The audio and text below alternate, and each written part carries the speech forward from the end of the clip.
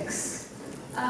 I always think about the geopolitics of the Asia-Pacific, the Indo-Pacific, and the world as really fundamentally being shaped by the geoeconomics. And this morning we heard from a panel of business leaders about some of the trends that they're seeing in industry. Trends that are moving towards globalization, towards more diverse and more inclusive workforces as they respond to the demands of their workforce as well as the demands of their markets. That the trends have been towards businesses taking somewhat more socially progressive and impactful stances. We heard from Rishad about how globalization, demographics, and technology are driving the way in which industries are responding. And yet, we're also seeing at the same time that in the political space, that sometimes there's a move towards more protectionist stances, more nationalist stances, and how do we look at this? I think we have an excellent panel here that can look at that nexus between politics and industry and these trends and the way in which they intersect. I would like to start, Sandeep, you here are in New York, which I think is probably gives you a vantage, unlike most diplomatic positions, because you have both the political lens through which you operate, but you're also very much at the heart of engaging industry.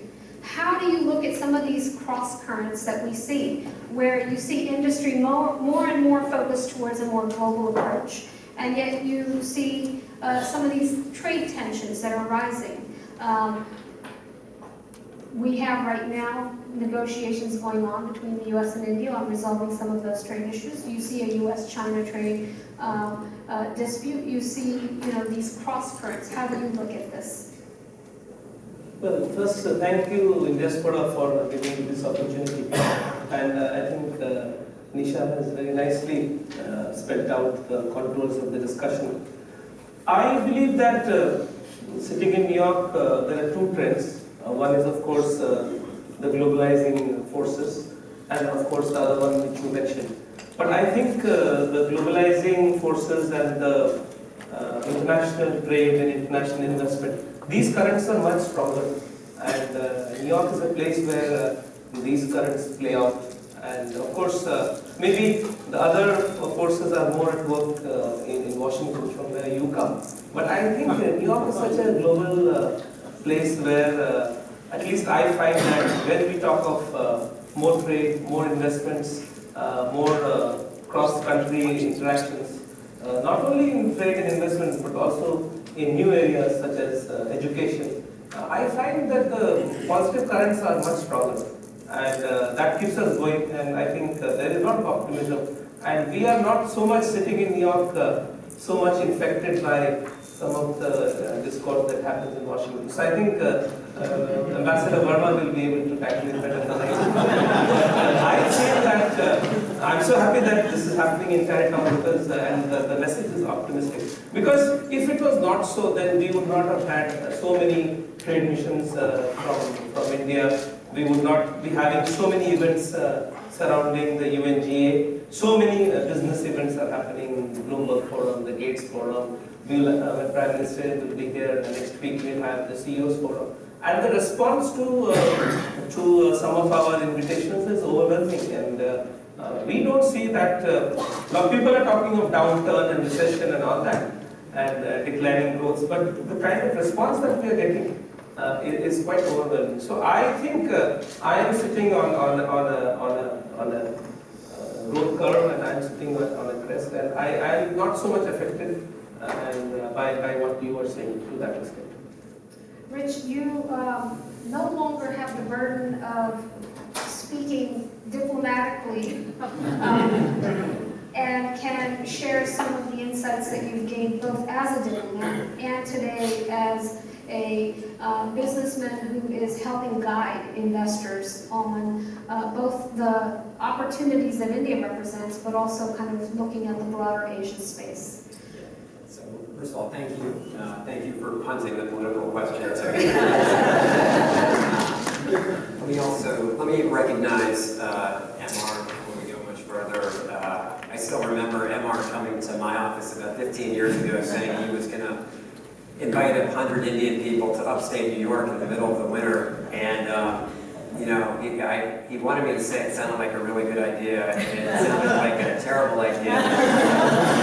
And here we are many years later, but he has this amazing convening power and really an incredible success, so thank you.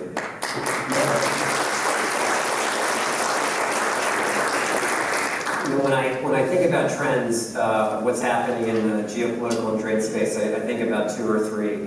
One is obviously the rise of China and how we're all trying to grapple with that. That's the United States, that's India, that's what it means for the global order, this fight, you know, between our post-World War II system, which is open and free and democratic, versus a much more semi-authoritarian, state-driven system that is gaining ground, not losing ground, and that presents a very different narrative and a different picture to hundreds of millions of people across Asia, into Africa, into the Middle East.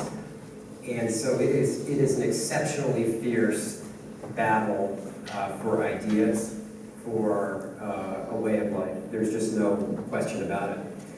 The second trend that I see, and it's not, I don't make a political point here, but I do see a decline of U.S. influence around the world. And there are reasons for that, but one of those reasons is American decision-making in Washington to pull back diplomatically, to pull back economically, even militarily. And when you pull back like that, you give both your allies and your adversaries room to maneuver.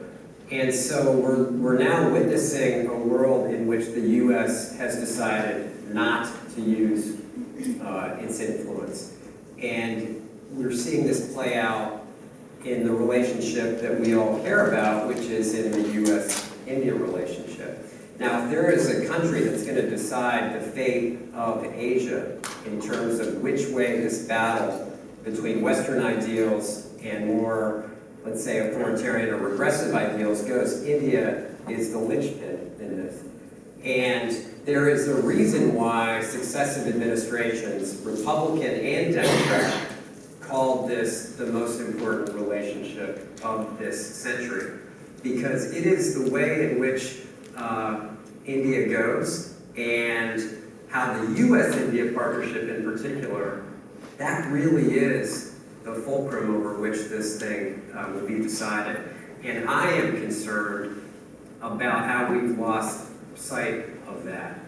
For the last 20 years, we basically had a simple proposition, and that was a strong and prosperous India was good for India, but it was also good for the United States. We've lost that narrative somehow, and now we only talk about tariff lines, and we talk about market access, all important issues, but we're losing the bigger picture.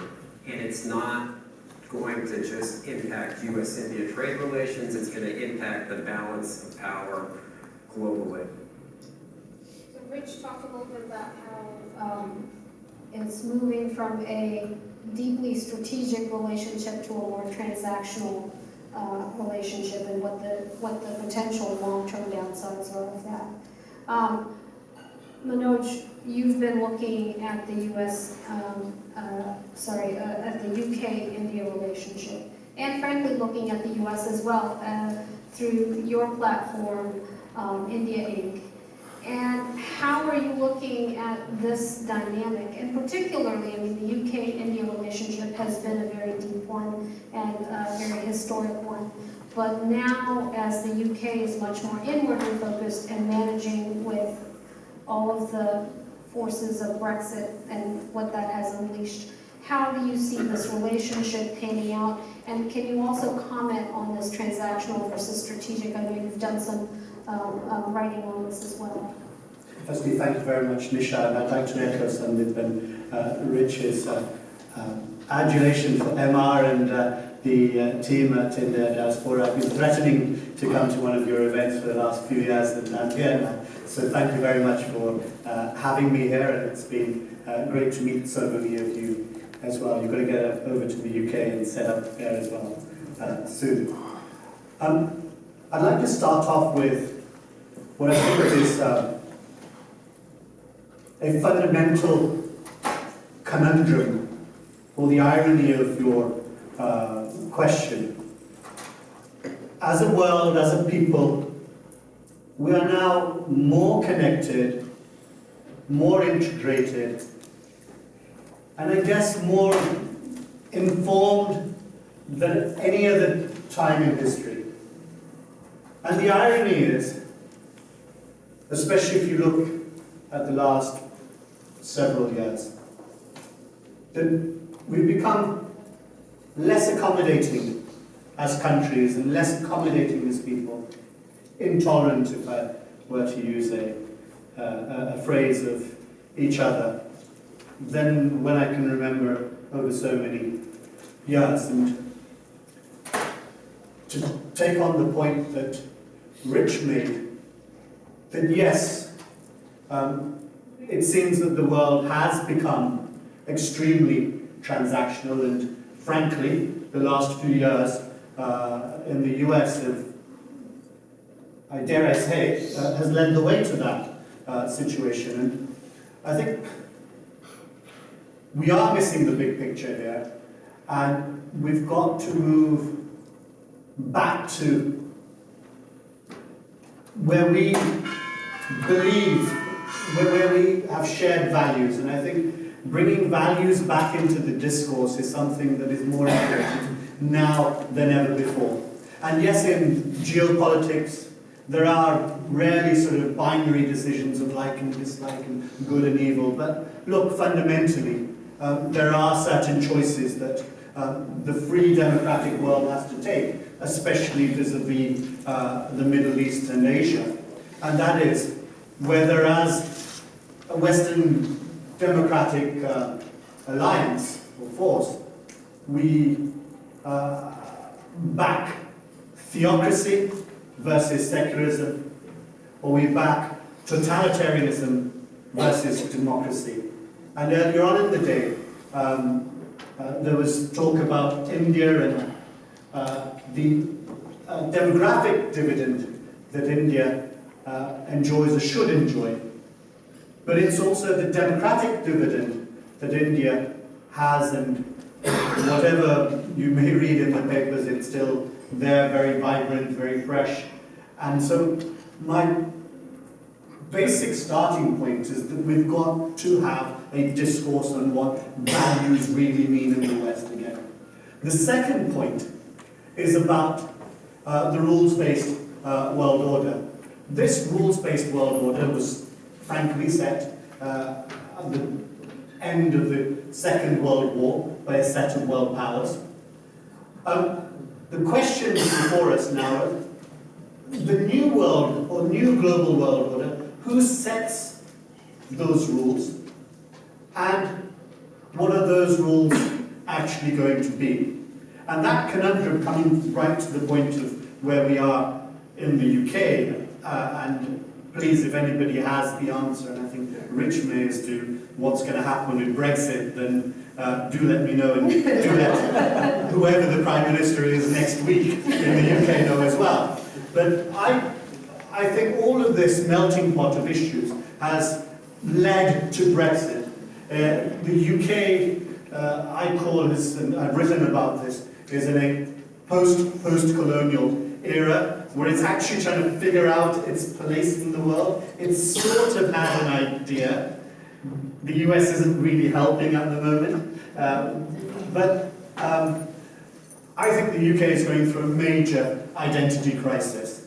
And that has led, I believe, to the vote to leave the European Union. Insanity in my view.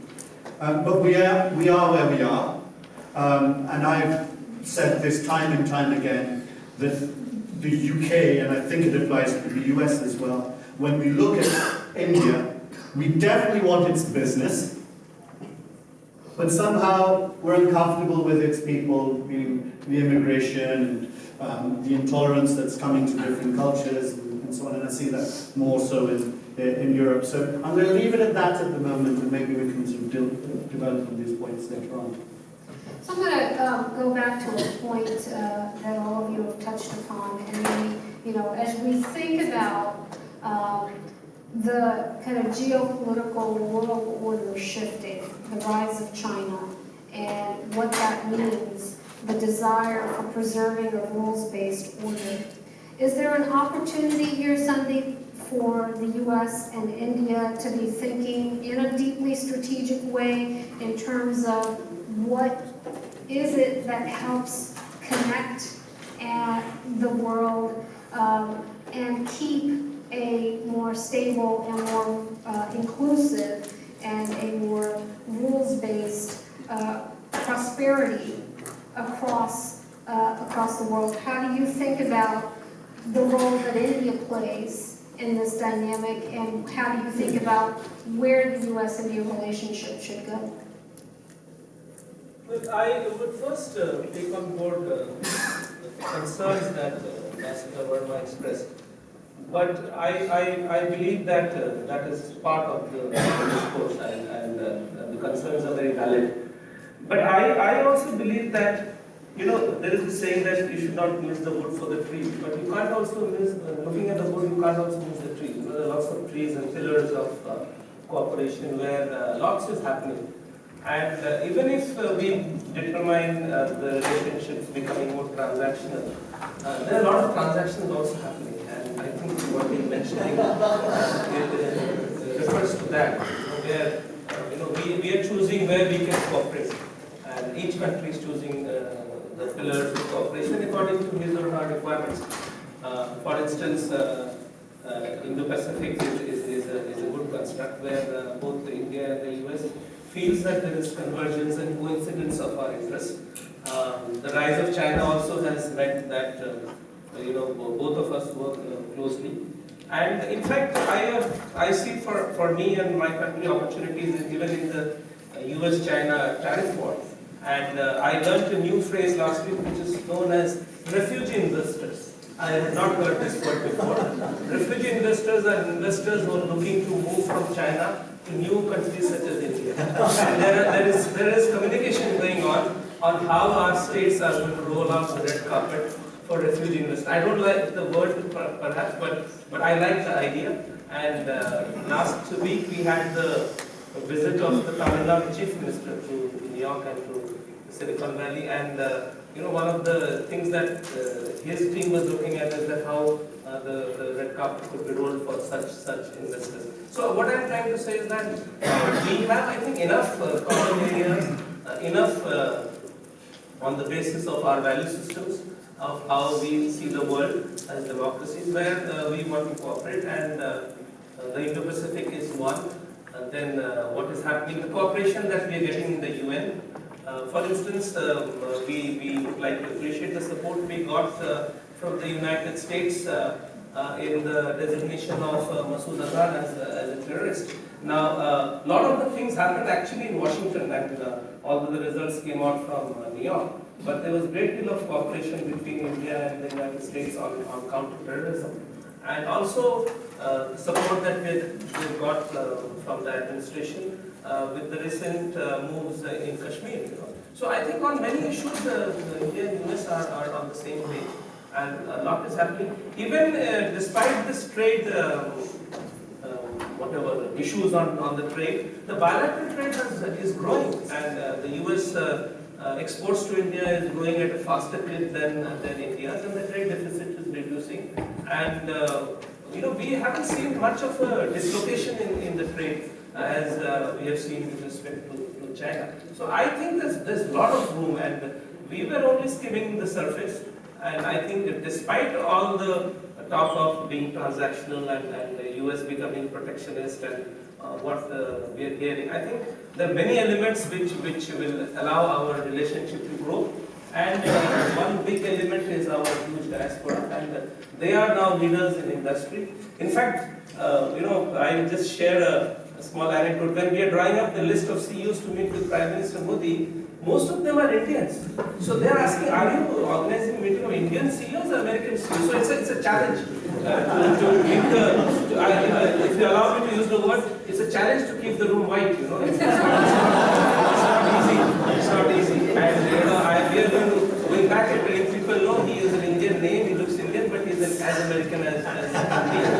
So this is where I am coming from. So whereas I understand what Rich and Manoj are talking about, but I think there is so much play available that our relationship can really go, despite whatever caveats that you and Ambassador Verma and Manoj are putting forward.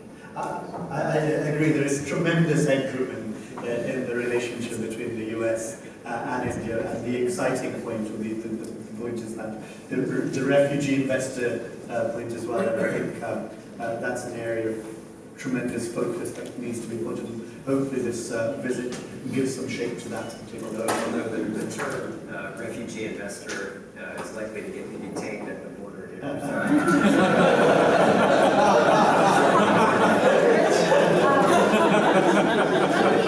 Let me build on your earlier point and say, do you see increasing roles in this multipolar and maybe more transactional world and era that we're in? Do you see an increased role for either subnational or non-state actors to take on a more strategic role?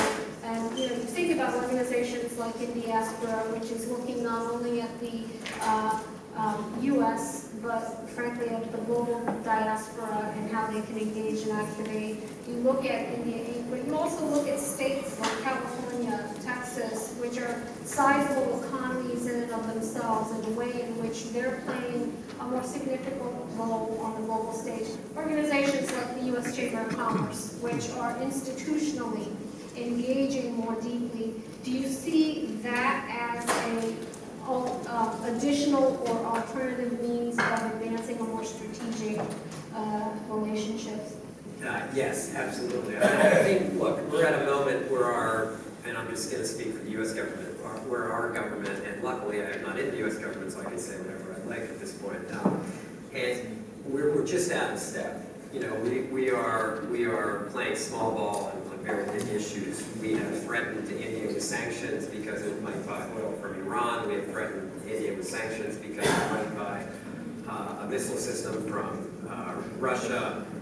We have started this trade war when India reminds us their global per capita income is $2,000 per person compared to a much higher figure here in the United States.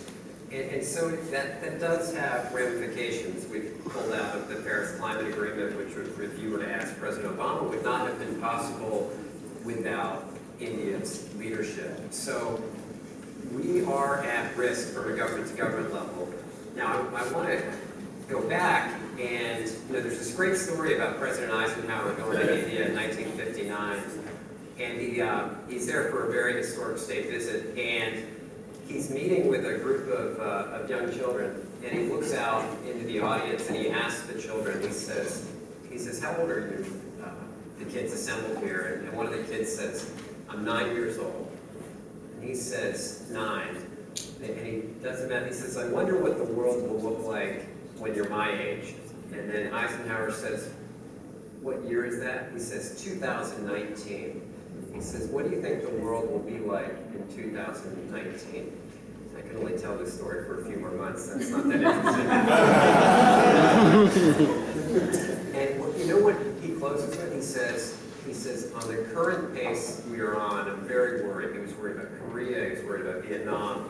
He said, I think the world will be a very sick place. But he said, if we count on the people of the U.S. and India, the people will set us free, the people will show us the way. My point is, it is organizations like this, it is civil society, it is the business organizations, including the one which you lead, which actually will deliver most of the gains, have delivered most of the gains. They are incredible stories. These not only CEOs, but across America. We've seen it, and we all have our own stories of working hard and immigration here. I tell the story about my dad all the time, showing up here with $14 and a bus ticket. But let me just say, even those individual stories are at risk. They are at risk. And I think for all of us in this room, and we are here because we have positions of power, authority in financial circles, in civil society, in corporations and government, we cannot ignore what is happening to people of color in this country. And to just sweep it away.